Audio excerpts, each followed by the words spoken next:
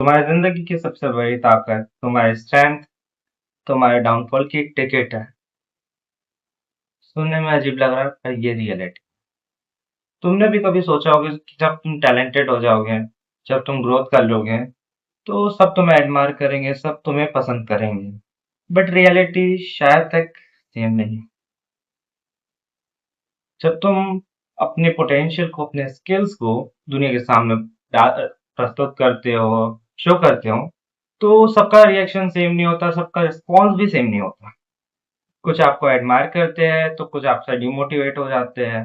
कुछ आपको एक इंस्पिरेशन के रूप में बनाते हैं, बट कुछ लोग आपसे साइलेंट राइवलिंग भी करने लग जाते हैं।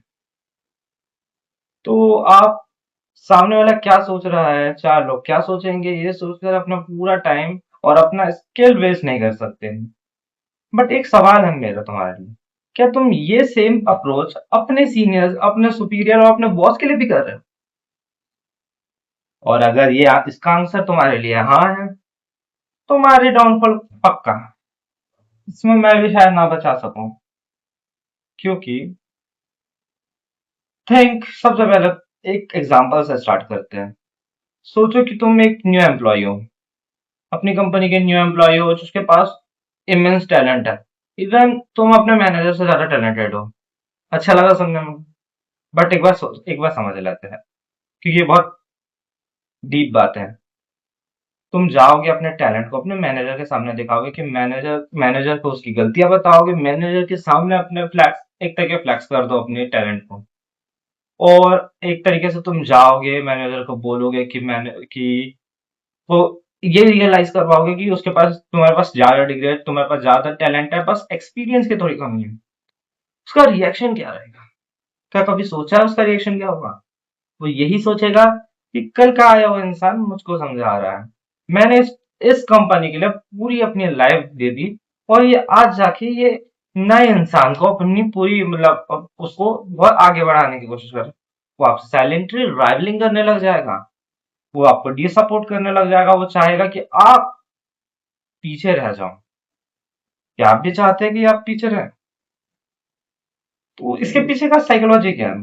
एक स्टोरी पहले सुनता है फिर साइकोलॉजी सुनता है तो ज्यादा मजा आएगा। अगर आप में से किसी ने बाइबल पढ़ी है या फिर स्टोरी सुनने में बहुत पसंद है, तो एक स्टोरी सुना देता हूँ मैं। एक यूसुफ नाम का बच्चा, मतलब बालक था।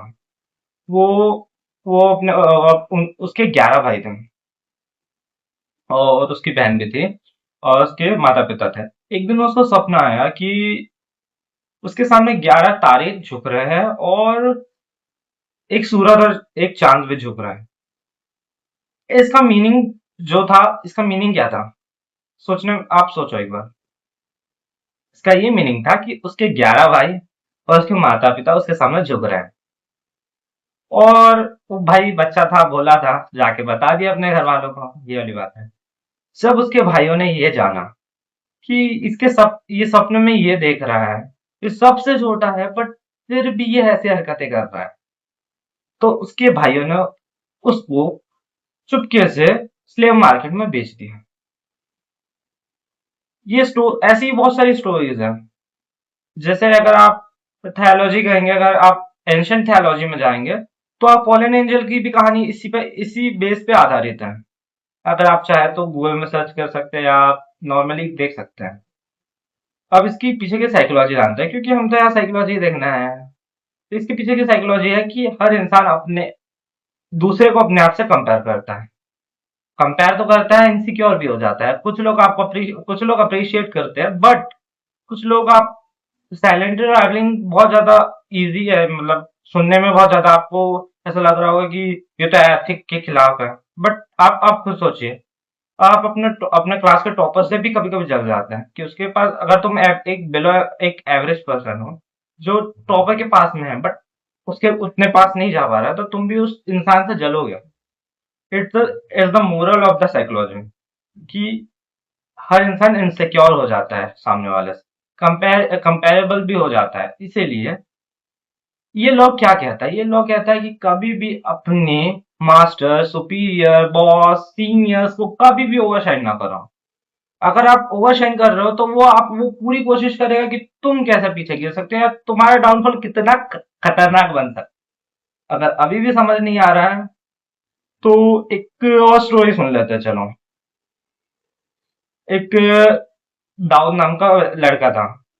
जब गोलियत गोलियत नाम का एक वॉरियर ने इसराइल की सेना पे हमला किया था और उसको चैलेंज 1v1 में चैलेंज कर दिया था। तो उस समय वो इतना बड़ा जाइंट था कि कोई उसके सामने मतलब तो सामने कुछ कर ही नहीं सकता था। मतलब किसी की औकात नहीं थी। वो गया तो दाऊद गया वहां उससे लड़ा। वो बच्चा होने के बाद भी लड़के परमेश्वर की सामर्थ से जीत गया। अब हुआ ये कि ये देखकर सब लोग क्या बोलने लगे सेना के लोग कि राजा सामुएल ने हजारों को मारा पर दाऊद ने लाखों को मारा क्योंकि वो लाखों लोग भी उस इंसान के सामने टिक नहीं पाते हैं अगर रियल में जाते हैं। तो इससे फिर ये जब राजा के पास पहुंचे तो राजा को ये जब बात पता चली तो राजा दाऊद को मारने की युक्ति निकालने लगे। मोरल ऑफ द स्टोरी कि अगर आपसे कोई सुपीरियर है अगर आप उसको इनसिक्योर कर रहे हो तो तुम अपने डाउनफॉल के टिकट निकाल रहे हो। अब आगे का तुम्हें बचना है। उसके पीछे मैं कुछ नहीं कर सकता। अब प्रॉब्लम तो बता दी अब इसका सोल्यूशन भी बता देता हूँ। Number one solution trust build. अपने सीनियर्स के साथ ट्रस्ट बिल्ड कर दो। इतना ट्रस्ट बिल्ड कर दो कि सीनियर्स चाहे कि तुम आगे बढ़ो। बिना ट्रस्ट के तो तुम भी किसी को आगे बढ़ना नहीं चाहते हो। तुम भी क्योंकि मैं चाहता हूँ कि मेरे मेरे ऑडियंस भी आगे बढ़े क्योंकि मैं उनके ऊपर ट्रस्ट करता हूँ। That is the moral. आप जिस पे ट्रस्ट करते हैं आप उसको आगे बढ़ना चाहते हो। अब support the second one is support your seniors. ये सुनने में अजीब लग रहा है कि सीनियर्स तो हमसे बड़े हम कैसे सपोर्ट करें। सीनियर्स को सपोर्ट करो छोटी छोटी चीजों में। उन्हें उनकी अगर वो आपको कोई हेल्प कर रहा है तो उस हेल्प को सबके सामने शो करो। क्यों नहीं कर रहे हो उसने तो हेल्प किया। अगर तुम कर रहे हो तो उसके पास भी तुम्हारा वो ये भी सोचेगा कि भाई इसने मुझे सपोर्ट किया मैं भी जब थोड़ा आगे जाऊंगा तो मैं इसको सपोर्ट करूंगा। जब मैं चाहूंगा कि ये आगे बढ़े। This is the moral and ethic जो हर इंसान को आता है कि वो अपनी जो अपना क्या थैंक्स गिविंग करता है या फिर अपना फेवर रिटर्न करता है। द थर्ड थिंग इज कि कभी भी अपने सीनियर्स अपने बॉस अपने सुपीरियर को कभी भी भनक नहीं लगने दो कि तुम उससे ज्यादा टैलेंटेड हो। ये तो मोरल ही है। ये तो पूरा लॉ ही था। बट कैसे हम बताएं। हम कोशिश करें कि अपने सीनियर्स को आगे बढ़ाने की मतलब सीनियर्स ऐसे नहीं बोल रहा हूँ कि सीनियर्स को जाके मक्खन लगा दो। उनकी तारीफें करो मतलब सही चीजों के लिए उसको तारीफ करो। ऐसा नहीं कि मक्खन लगाने बैठ गए। मैंने बोला मक्खन लगाने बैठ गए। जाओ उनकी अगर वो कुछ अच्छा कर रहा है तो उनको सराहना दो ताकि वो भी तुम्हें जब तुम अच्छा करोगे तो वो तुमको सराहना दे ना कि तुमसे जले। सुनने में अजीब लग रहा है बट अगर आप एक बार करके देखिए। वैसे आप इससे पहले कि लास्ट वाला सुन ले एक बार स्माइल कर लीजिए क्योंकि आपकी स्माइल बहुत प्यारी है। तो ठीक है तो last and the not the least कभी भी अपने सीनियर्स को नीचा ना दिखाए या फिर उसे हमेशा एक सुपीरियर के जैसा ना उसे हमेशा सुपीरियर के जैसा समझो ना कि अगर तुम्हारे पास टैलेंट है अगर तुम टैलेंट है बट उस इंसान के पास एक्सपीरियंस है। तो अटक गया सॉरी इसके लिए। उस इंसान के पास एक्सपीरियंस है तुम्हारे पास टैलेंट है अगर उससे एक्सपीरियंस गेन कर सकते हो तो गेन करो। क्यों किसी से लड़के तुमको क्या मिल जाएगा मेरे को बताओ सही। अगर तुम साबित भी कर दिए कि तुम उससे ज्यादा टैलेंटेड हो तुम्हें क्या मिल जाएगा। क्या तुम चाहते हो कि तुम्हें उसके लेवल तक पहुंचना है। अगर तुम उसके लेवल तक ही पहुंचना है तो तुम्हारा गोल बहुत छोटा है। तुम्हें चैनल को फॉलो करने की जरूरत नहीं है जाइए। बट अगर तुम्हें आगे बढ़ना है तो तुम्हें इस चैनल को फॉलो कर दीजिए सब्सक्राइब कर दीजिए। ये वीडियो यही खत्म होता है। मेरा नाम प्रतीक नंद है और मैं अभी भी सीख रहा हूँ अभी भी आगे बढ़ रहा हूँ। अगर ऐसी कंटेंट चाहिए ऐसी चीजें सीखनी है तो मुझे फॉलो कीजिए और लाइक कीजिए। थैंक्स।